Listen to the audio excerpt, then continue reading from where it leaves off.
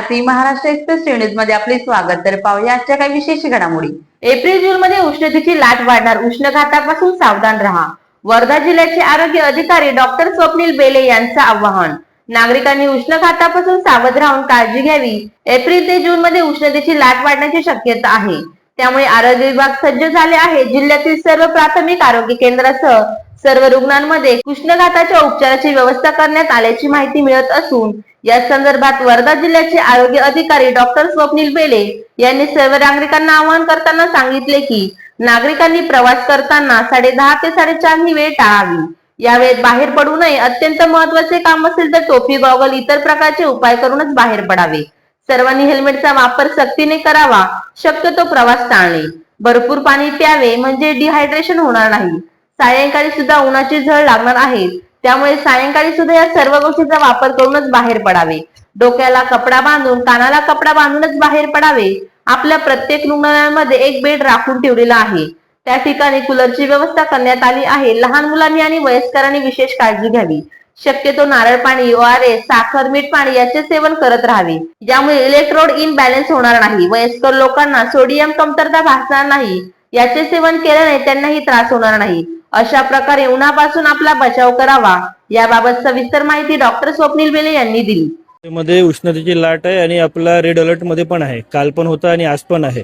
तर या अनुषंगाने जे नेहमी आपण सांगतोय, वर्धेमध्ये नेहमीच राहतं, पण यावर्षी थोडं लवकरच ही लाट आलेली दिसते। तर आपण जो आपला प्रवास आहे 10:30च्या सुमारासपासून तर 4:30 पर्यंत असं मला वाटतं की सध्या टाळावा, बाहेर न निघावं। आणि जर बाहेर अत्यंत महत्त्वाचं काम असेल तर थोडं टोपीचा वापर किंवा थोडं जे काही आपल्याला प्रिकॉशन घेता येईल त्यांनीच प्रिकॉशननीच तुम्ही निघावं। हेल्मेटचा वापर तर सक्तीने करायलाच पाहिजे सर्वांनी जेव्हा बाहेर निघत आहे, परंतु शक्यतो प्रवास टाळायचा आहे। भरपूर पाणी प्यायचं आहे, डिहायड्रेशन होणार नाही। भरपूर पाणी म्हणजे पाणी जर घाम जरी नसेल येत तरी पाणी आपला इव्हॅपोरेट होत असतो। या दृष्टीने मला असं वाटतं की जेवढं तुम्ही पाणी पित होते आता विंटर सीझन पर्यंत त्याच्यापेक्षा जास्त आता पाणी प्यायला पाहिजे तुम्ही लोकांनी। आणि शक्यतो उन्हातला प्रवास टाळावा। आणि सायंकाळी सुद्धा लाटा आता सुरू होणार काही दिवसामध्ये, तर सायंकाळी पण शक्यतो जेवढं होईल आपलं बांधून, डोक्याला बांधून, कानाला बांधून असा प्रवास आपण करायला पाहिजे असं ते मला तरी सुचवायचं आहे। धन्यवाद। आपल्या रुग्णालयांमध्ये, प्रत्येक रुग्णालयांमध्ये, प्राथमिक आरोग्य केंद्रामध्ये आपण एक बेड राखीव ठेवलेला आहे। तिथे आपण कूलरची व्यवस्था करतो आहे। 15 तारखेपासून आपल्याकडे कूलर लागतील तिथे। आणि शीत कक्षाची व्यवस्था आपण दरवर्षीप्रमाणे यावर्षी सुद्धा करतो आहे। लहान मुलांनी आणि वयस्करांनी विशेष काळजी घेणं गरजेचं आहे, कारण की पाणीचं सेवन लहान मुलं जनरली करत नाही। वयस्कर जे आहेत ते पण थोडं घरात राहतात, कमी फिरतात, त्यांना वाटतं की आपण घरीच आहोत, परंतु पाण्याचं सेवन हे अत्यंत करणं गरजेचं आहे।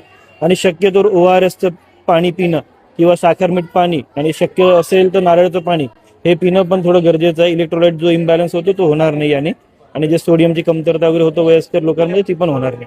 तर साखर मीठ पाणी हे पण एक प्यायला मी एक आव्हान। तर या होत्या शहरातील महत्त्वाच्या ठळक घडामोडी। अशाच काही नवनवीन घडामोडी पाहण्यासाठी आमच्या चॅनेलला लाईक करा, शेअर करा, सबस्क्राईब करा आणि बेल आयकॉन दाबायला विसरू नका। धन्यवाद।